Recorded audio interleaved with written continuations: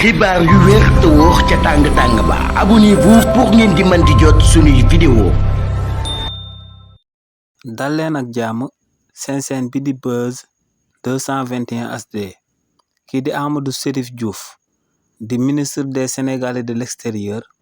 yëkkati na ay kàddu daal di koy jëmale ci ndax convention bi nga xam ne moom la réewu Sénégal ak réewu Maroc daal di xaatim dañ ko daal di jëmale si daal di andiwaat président Macky Sall ci réewu Sénégal daal di koy àtte ba noppi daal di koy tëj ci kaso bi. si li ni mel kii di Amadou Chérif Diouf ne lopp ci Sénégalais yi seen bëgg-bëgg moom mooy ñu daal di jàpp président Macky Sall daal di koy àtte ci ñaawteef yi mu amaloon ginnaaw ba mu daan nekk président de la République ci réew mii di Sénégal. waaye nee nag convention bi nga xam ne moom la réewu Sénégal daal di xaatim ak réewu Maroc ne président Macky Sall taxu koo jóg ndax ne akub loi kenn du ko jël di ko voteel benn nit bu spécifique ne loi buñ koy voté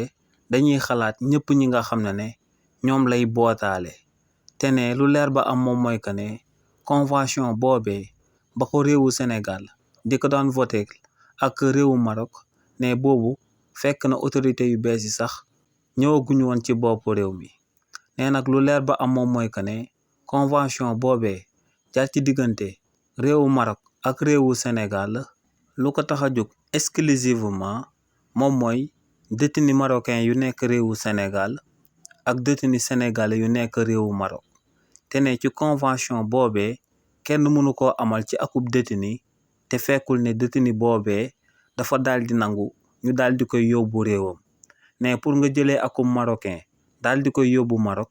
ne marocain bi ci wàllu boppam ginnaaw ba mu nekkee détenu moom lay daal di neex nga daal di koy yóbbuwaat Maroc ngir mu daal di fay tëddee penam bu des waaye tamit ne pour nga daal di jëlee akub sénégalais ci réewu Maroc daal di koy andiwaat ci réewu Sénégal ne far la force day daal di neex détenu boobee bu ko neexee ñu daal di koy jëlewaat ci réewu Maroc soo koy andi ci réewu Sénégal. xibaar yu wér te wóor ca tàng-tàng ba abonnez-vous pour ngeen di mën di jot suñuy vidéo.